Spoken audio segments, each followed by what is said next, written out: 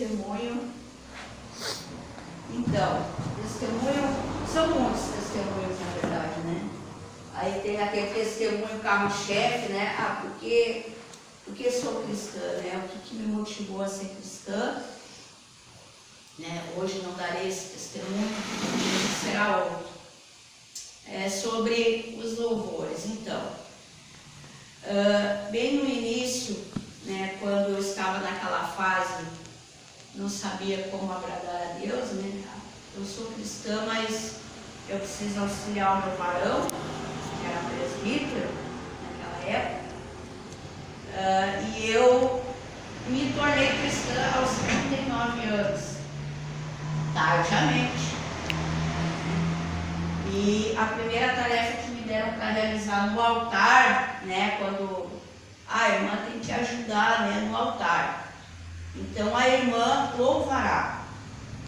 E para mim foi um pesadelo. Foi um pesadelo porque eu era aquela pessoa que eu não cantava nem embaixo do chuveiro, né? Então eu estava muito bem sentada na minha cadeira, ouvindo e aprendendo, né? E eu não me via no altar fazendo nenhuma tarefa. Nenhuma tarefa. Eu, na verdade, eu não sabia nem orar. Quando eu orava na minha casa, aquela oração particular de clamor a Deus, né? Essa oração eu não sabia fazer, né? E no altar eu não sabia fazer nada. Mas isso é algo natural, né? Porque eu era uma cristã iniciante, eu recém estava frequentando um templo, a recente tinha descido as águas, então era tudo muito novo. E hoje eu oro, eu louvo, eu levo a palavra, eu não posso dizer que eu faço todas as tarefas, eu faço algumas tarefas, né? Mas isso foi uma evolução. Aí eu aceitei nessa tarefa de louvar, que foi muito difícil para mim, muito difícil, né? E às vezes eu conversava com Deus assim, Deus, eu recebi a pior tarefa, né? Porque eu não tive escolha e eu sabia que eu tinha que fazer, né?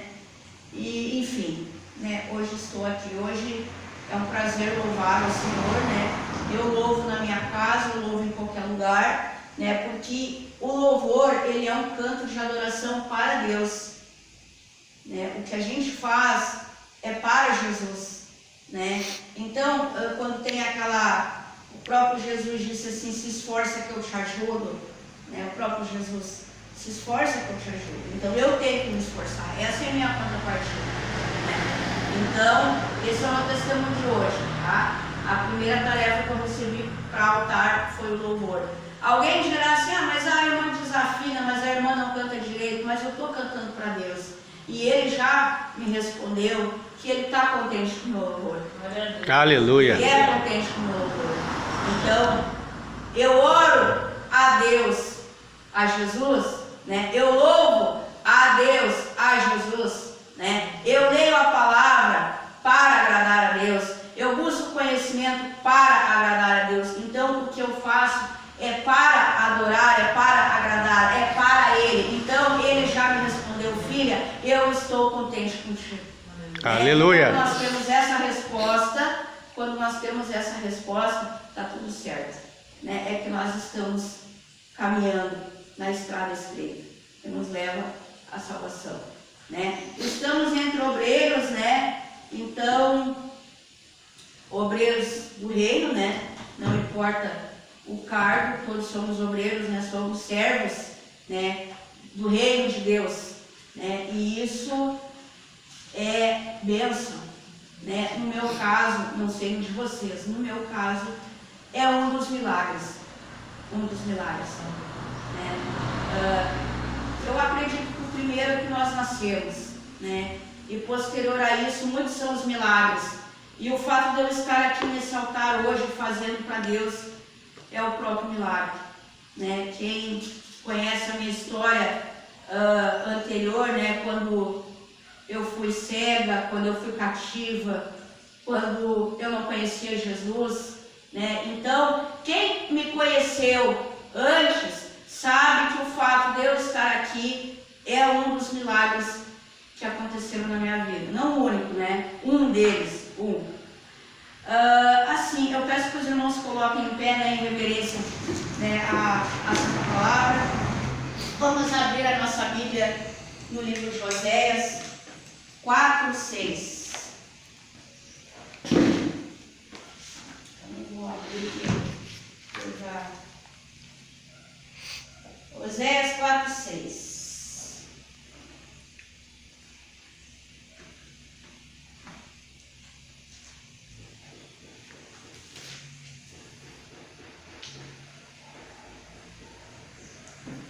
Amém?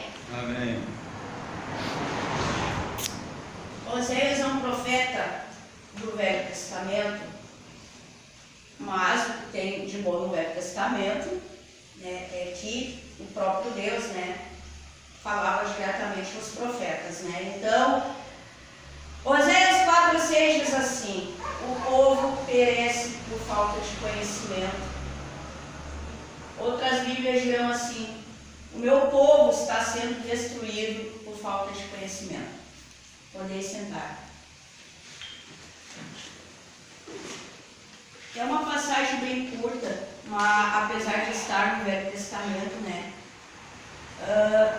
Tudo que há na Bíblia, nós precisamos relacionar a nossa vida hoje ou aos eventos que acontecem hoje.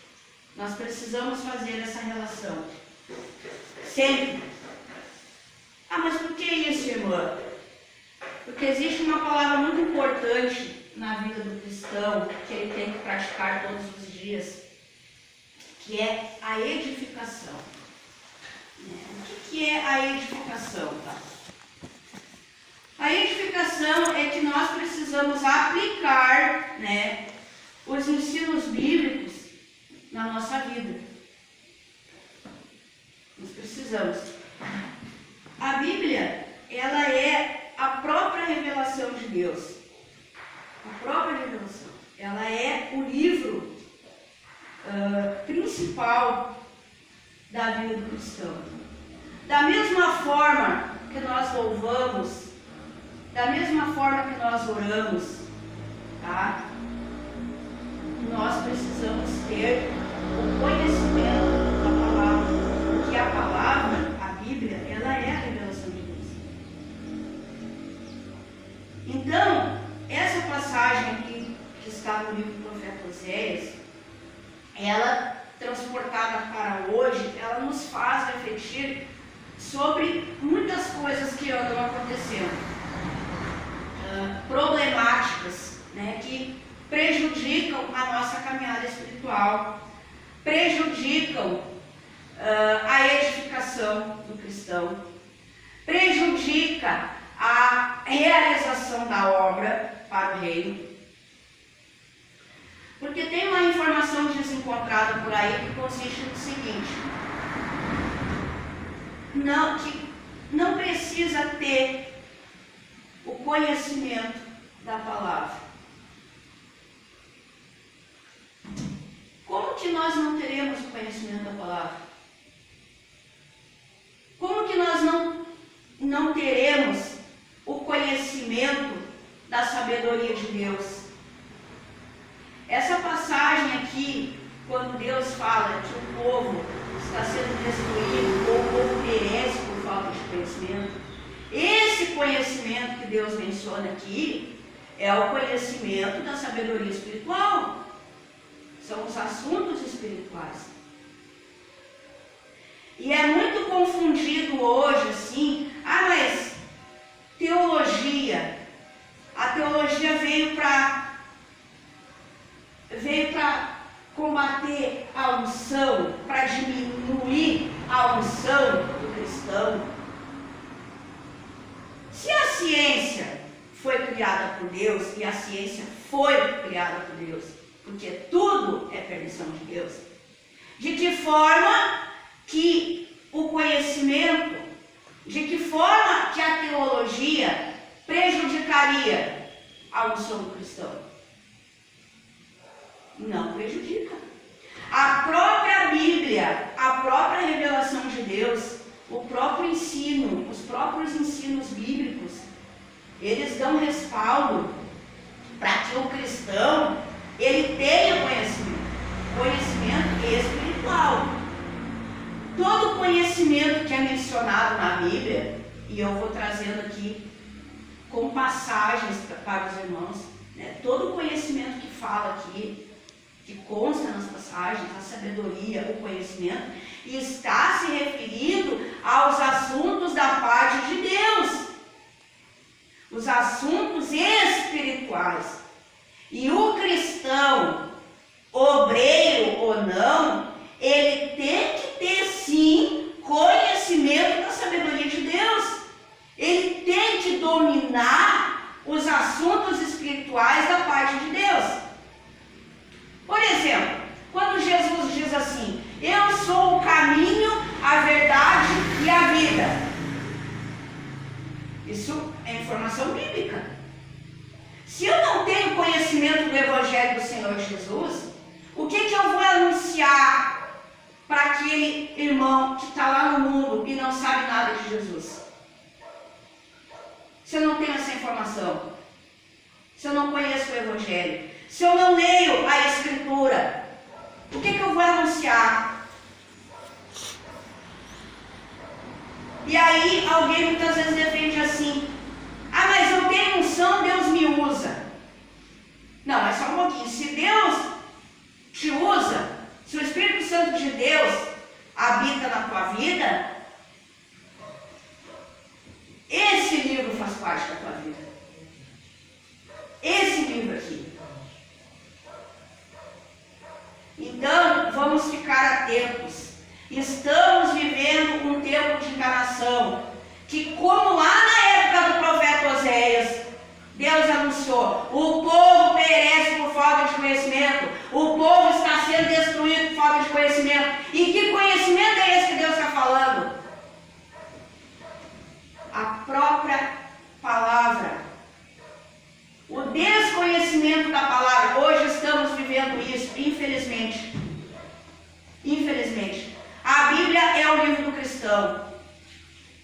A Bíblia é o livro do cristão. Repito, da mesma forma que devemos saber orar, clamar a Deus, conversar com Deus, da mesma forma que devemos louvar, né, que devemos adorar, porque o louvor é um canto de adoração a Deus.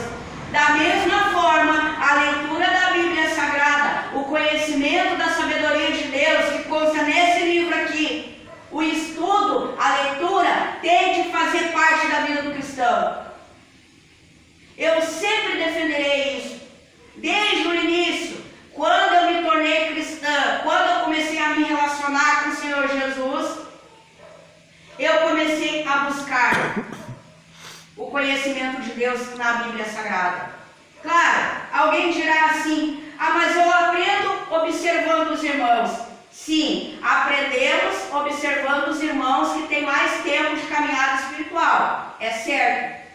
Mas não podemos nos abster do estudo da Bíblia Sagrada. Ali está a maior revelação de todas. O ensino, os ensinos de Jesus. A sabedoria que vem do alto espiritual. Passamos então para uma outra passagem que dá respaldo para isso que eu estou falando. Porque tudo que eu trouxer para os irmãos aqui, né, eu sempre terei respaldo bíblico. Nada sai da minha boca em achismo, em pensamento isolado, em análises solitárias. Eu busco entendimento na palavra. E se o meu raciocínio não tem alicerce na palavra, é porque ele está equivocado. Tudo que nós proferimos, tudo que nós liberamos em palavras, tem que ter o respaldo bíblico, o embasamento bíblico. Ah, a Bíblia está dando respaldo para a tua fala? Sim, então pode liberar. Vamos abrir a nossa Bíblia, os irmãos não precisam ficar em pé. Em Provérbios capítulo 2, versículo 1.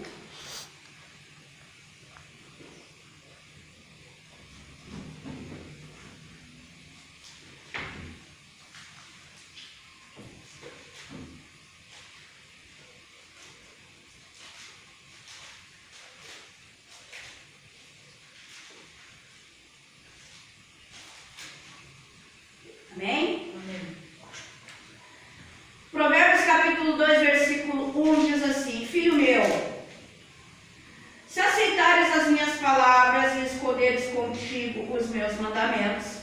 Versículo 2: para fazeres o teu ouvido atento à sabedoria e inclinares o teu coração ao entendimento. Se clamares por conhecimento e por inteligência, alçares a tua voz. Se como a prata a buscares e como a tesouros escondidos a procurares, então entenderás o temor do Senhor e acharás o conhecimento de Deus. Só alinhavando a minha fala anterior. Deus é a favor de que nós nos instrumentalizamos para fazer a obra excelente para o reino dele, através da palavra, buscando conhecimento e entendimento da palavra que é dele, não é de homem. A Bíblia Sagrada é um livro que foi inspirado por Deus. Homens registraram, mas o próprio Espírito Santo de Deus soprou o texto que eles deveriam escrever. O próprio Espírito Santo de Deus usou. E vocês sabem do que eu estou falando aqui. A própria unção de Deus ajudou no registro da Bíblia Sagrada. Há quase 2000 anos atrás. Como que Moisés escreveu os 5 primeiros livros? Porque o próprio Espírito de Deus soprou o conteúdo para que ele registrasse. Ele era um homem estudado, sim, ele era um homem letrado, sim. Mas o conteúdo não veio da mente dele. Foi Deus trabalhando, foi Deus ditando, foi Deus dizendo para ele o que ele tinha que registrar. E da mesma forma aconteceu com os livros posteriores. Da mesma forma. Então aqui, repito, essa passagem que eu li, Provérbios capítulo 2, versículos 1, 2, 3, 4 e 5, o próprio Deus, através de Salomão, instruindo Salomão, defendeu que nós, cristãos, tivéssemos conhecimento e fôssemos dominadores dos assuntos espirituais. Para que a obra com excelência seja feita. Voltamos à palavra edificação que eu falei no começo aqui, né? A edificação tem que ser todos os dias. A leitura e o estudo da palavra tem que ser todos os dias. Não é de uma hora para outra, né? Assim como foi mencionado antes aqui, quando nós chegamos nessa caminhada espiritual, segurando na mão de Jesus, eu não sabia orar, eu não sabia louvar, eu não entendia a Bíblia, eu não conseguia ler a Bíblia. Eu lia e ela não entrava em mim. E eu comecei a orar. Deus, por favor, eu preciso entender da tua palavra. Eu dobrei o meu joelho e eu clamei ao Senhor Jesus. Eu preciso da tua ajuda. Porque eu não entendo a tua palavra, eu não entendo os teus ensinos. Eu não sei o que tu queres que eu faça para ti. Mas eu precisei dobrar o meu joelho, eu precisei conversar com Deus sobre isso, para que Ele me ajudasse, para que Ele me instrumentalizasse, me capacitasse para o que Ele queria que eu fizesse para Ele. Porque Ele ficou bastante tempo em silêncio, bastante tempo. E eu tive que passar por isso, porque tudo é aprendizado. E o tempo do Pai é perfeito. O tempo dele é perfeito. Mas não é só deixar para ele fazer. Nós precisamos dobrar o nosso joelho e conversar com Deus sobre as nossas particularidades. Em secreto. Comprovando novamente isso que eu estou falando. Que Deus quer que haja capacitação, que Ele quer que haja conhecimento, que Ele quer que o cristão esteja preparado referente à sabedoria espiritual. Vamos ler então o livro, a passagem que se encontra no livro de Tiago, a Epístola Geral de Tiago, capítulo 1, versículo 5.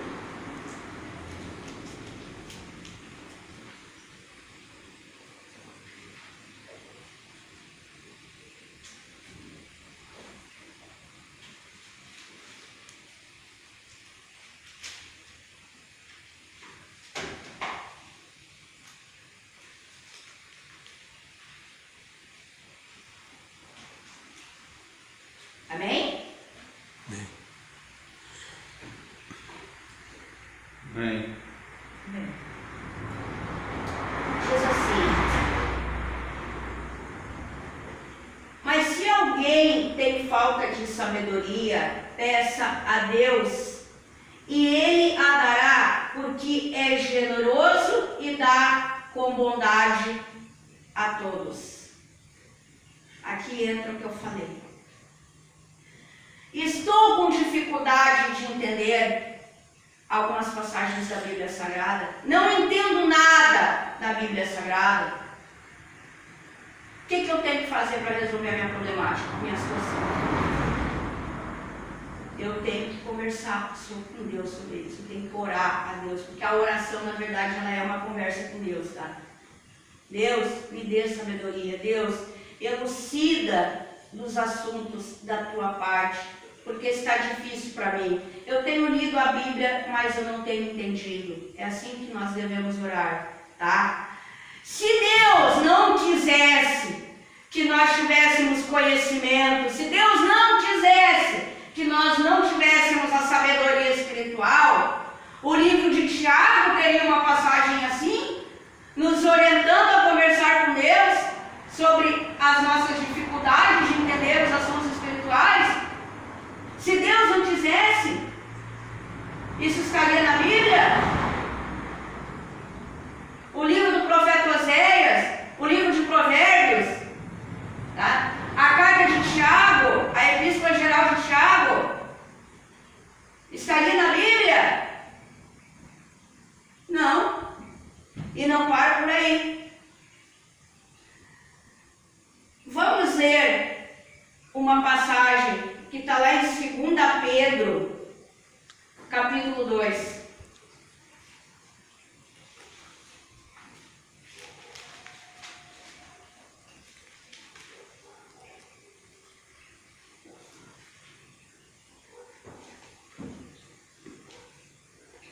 Segunda Pedro, capítulo 2, versículo 1.